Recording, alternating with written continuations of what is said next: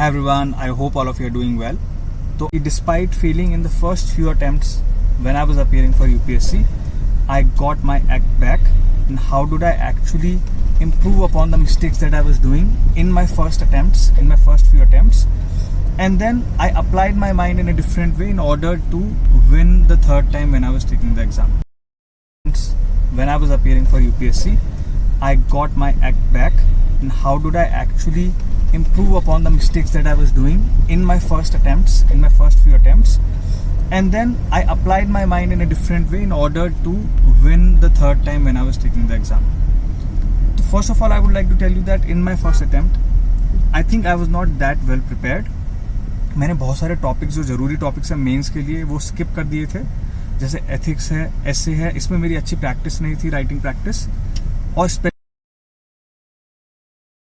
होती है जैसे एसे और एथिक्स होते हैं. बहुत बार एस्पिरेंट सोचते हैं कि इसको मैं एक बार मेरा मेंस क्लियर हो जाए, प्री का रिजल्ट आए, उसके बाद ही शुरू करूंगा. कई बार वो स्ट्रैटेजी काम कर सकती है, पर मोस्ट ऑफ द टाइम्स वो फेल हो जाती है. And the reason for that is because ethics और एसे में आपकी राइटिंग प्रैक्टिस बहुत अच्छी होनी चाहिए. क्योंकि एसे में पूरा it is all about writing long form, 1000 से 1200 वर्ड्स का एसे लिखना है. उसमें पूरा आर्गुमेंटेशन करना है, अच्छी तरह से आपको एसे का स्ट्रक्चर बनाना है. तो उसकी प्रैक्टिस तो पहले से करनी पड़ेगी. लास्ट के 3 मंथ्स में और चीजें भी रिवाइज करनी होती हैं मेंस से पहले, तो उतना टाइम नहीं मिलेगा. और दूसरा है एथिक्स. एथिक्स में सिलेबस काफी लंबा है. टॉपिक्स पहली बार एथिक्स आप नॉर्मली लाइफ में पढ़ेंगे, क्योंकि मोस्ट ऑफ द स्टूडेंट्स कभी भी एथिक्स नहीं. मेरी तीसरी जो मिस्टेक थी, मुझे लगता है कि मैं थोड़ा ओवर कॉन्फिडेंट था. मुझे लगता था कि मेरी आंसर राइटिंग अच्छी थी, पर मैं टू द पॉइंट नहीं था. मैं लिखता पैराग्राफ्स में था, मैं काफी सारी चीजें लिख देता था. इम्बैलेंस क्रिएट हो जाता था. कुछ आंसर्स बहुत अच्छे होते थे और कुछ आंसर्स बहुत खराब होते थे. Listen to anyone if someone is discouraging you, especially if your रिलेटिव्स और your even your family members, sometimes they don't believe in you, but you have to believe in yourself.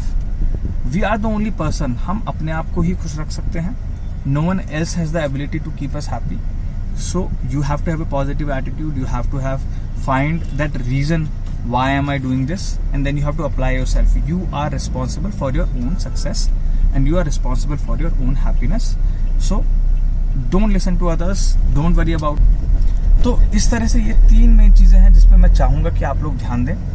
उसके सिवाय अपने रूटीन पे ध्यान दें. कई बार क्या होता है कि हम फोकस करते हैं, पढ़ाई करनी है, भाई टॉपर्स 18 घंटे पढ़ रहे हैं, 20 घंटे पढ़ रहे हैं. ऐसा कुछ नहीं होता.